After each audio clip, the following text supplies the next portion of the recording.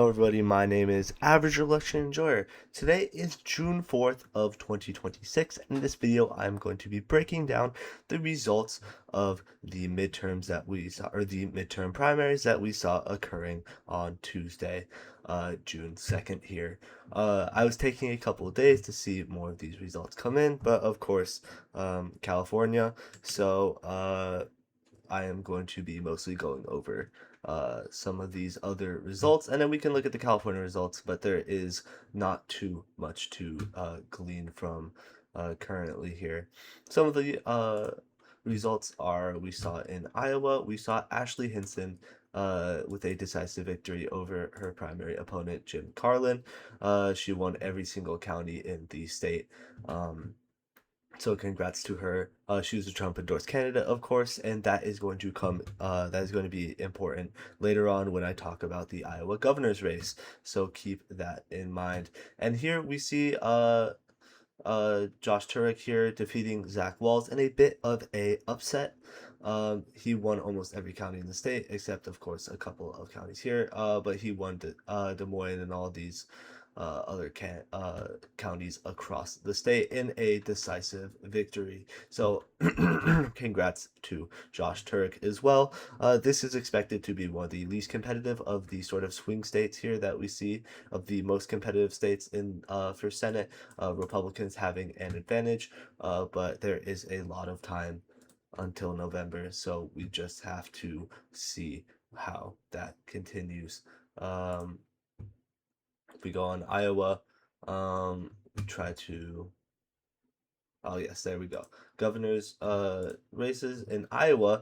This is where we saw a bit of an upset because if you didn't know, Randy Feenstra, he's a representative of Iowa, was the Donald Trump endorsed candidate for this election, and he was also the favorite. However, you can see that he ended up going down, and that interestingly, uh, Zach Land won off of a more traditional Democratic route. He won the more populous counties of Iowa, and Feenstra really rolled in with some of these with more or less populated counties,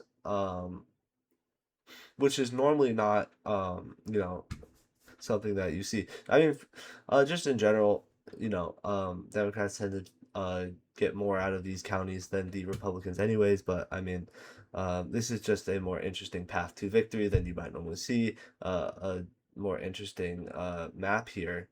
But this was an upset by Zach Land over Randy Feenstra. This is one of the first Trump candidates that we've seen be handed a decisive loss in these primaries. That has been a theme of Republican primaries lately, is that Trump's endorsement is above all. And if he endorses it against you, then you are going to lose. And this is one of the first signs that that is not going to be the case. This also shows that there is maybe some more anti-Trump sentiment within the Republican Party in Iowa. Um, Something that might be able to advantage someone like Rob Sand, who's trying to run a more bipartisan campaign. Rob Sand is actually seen as the favorite by some major election predictors out there. Race to the White House, I believe, has him as the favorite in this election. And of course, his was uncontested there. So that is going to be the Iowa primary for governor. Congrats to Zach Land for winning that result. Some of these other primaries, of course, New Mexico, we saw that um, Republicans didn't even field a candidate. They have a write-in candidate because they managed to not get enough ballots, or not enough ballots. They didn't get enough signatures to actually get on the ballot. While Lujan, who's the incumbent, won a decisive victory over Matt Dodson. So he's going to be your next senator from, or not your next senator, but he's going to be the continued senator from New Mexico. This is just embarrassing. I don't even know how that happened. State party's got to be kicking themselves right now because that's just actually absolutely rookie ball to not even be able to field a candidate. I don't even understand how that really happens there. Um, Here we have for Montana for Senate. Um, we see that Kurt Almy decisive victory, won every county. Democrats had a much more contested primary here in Montana. Alani Bankhead taking out the victory over Riley Neal and Michael Blackwolf. You see, it's very interesting map because every candidate was won some counties here. So this is a very competitive primary here. So congrats to both of the winners there. Of course, you saw District 1 and District 2, you saw primaries. Here, in this is District 1. This is the more competitive of the two House seats in Montana. This is a reach Democratic target because it is about a Trump plus 10 seat, but it is left trending, so Democrats are going to be targeting it for 2026. You could see that Aaron Flint, he had it was a little contested, but he got over 50% of the vote, so it was a pretty decisive margin. Only lost one county. Good result for him. And then you saw Sam Forstag taking down Ryan Boost here. I believe this is another. I believe Forstag is a little more progressive, so this is another sort of progressive victory over establishment here for the Democrats, if I am correct. And again, every candidate won county, so this was a fairly competitive. Forstag's big way of victory was, of course, Missoula. This is the point I was making earlier about the Republican path to victory, because you see that this is the main Democratic chunk of the vote. It's the biggest county. You can see it's still a important in the Republican primaries. That's kind of the point I was making in Iowa. The Iowa governor's race for the Republican is that you saw him win with the more you could assume to be more moderate, more urban Republicans. Even though these big counties don't have as much of a sway in these Republican primaries, they still definitely make their mark here. Still have more turnout than most of these other counties here. But in the Democratic primary, you see it's just yeah, it's not even close. That is the county um, for this district here, and Forstag taking 46.5% of the vote definitely helped his margin. That's a 5,000 vote deficit right there. And that's he won by 3,000. So you could see how big of an impact Missoula County had in his election. So congrats to both of these candidates here. And of course, there are a lot of other primaries to look at. You saw New Jersey, you saw South Dakota.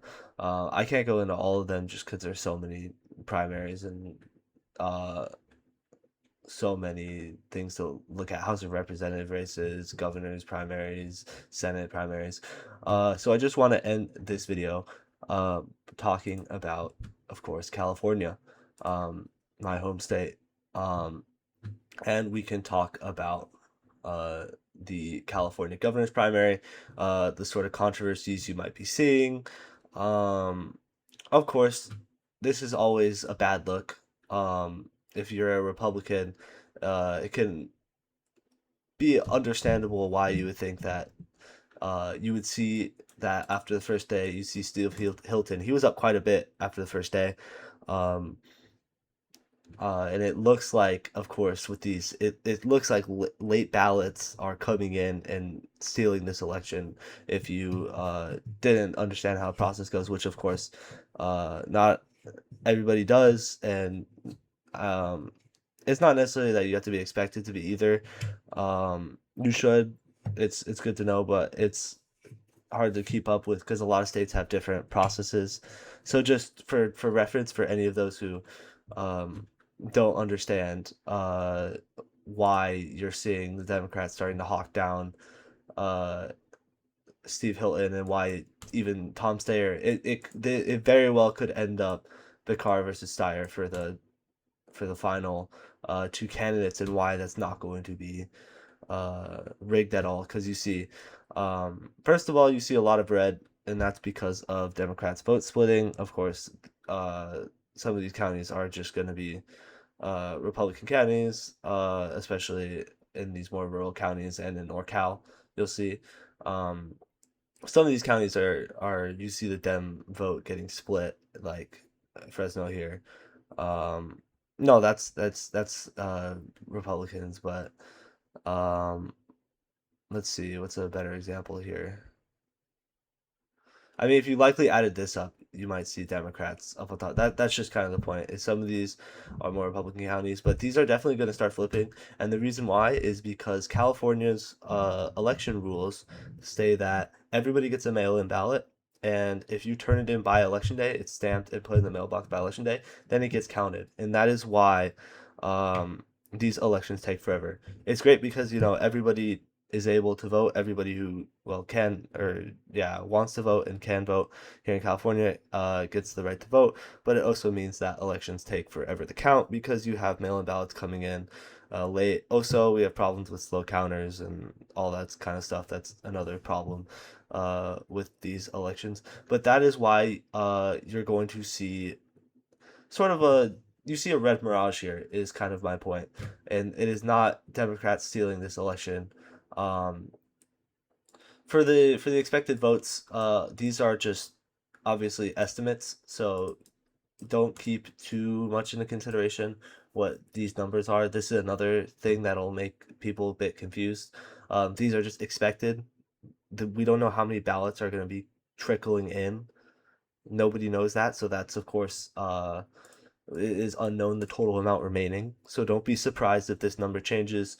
Don't be surprised if Democrats start taking over, especially because the ballots that get turned into the mail, of course, you Republicans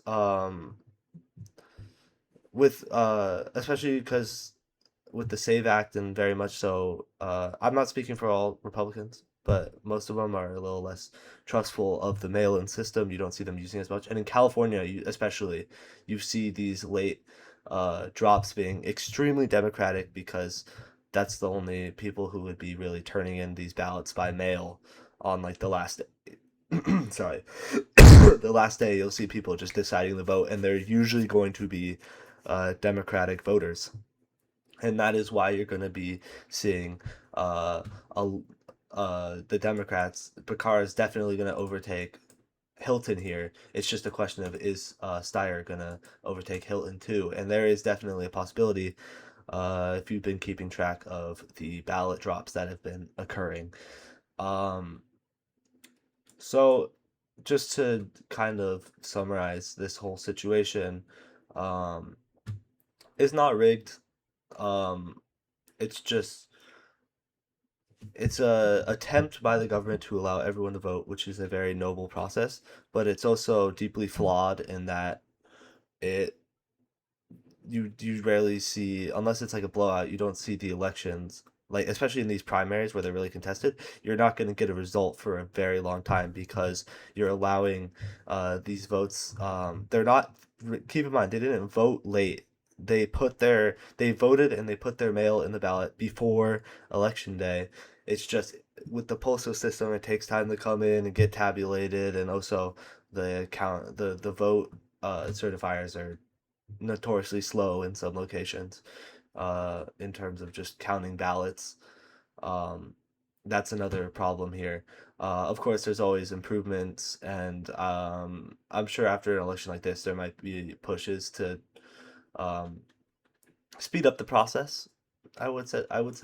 Um, you see, yeah, Becerra is definitely going to overtake Hilton here soon, but um, and San Bernardino. But I mean, I know it looks very it looks like a steal, but it's not. It's just the way that California counts their votes. It's just like California. It's just big and convoluted and messy. Um, Pretty good, but it has good intentions, and that's what I'd like to think is like the motto of the state. So I'd like to thank you guys for watching this video, and I hope you have a fantastic rest of your day.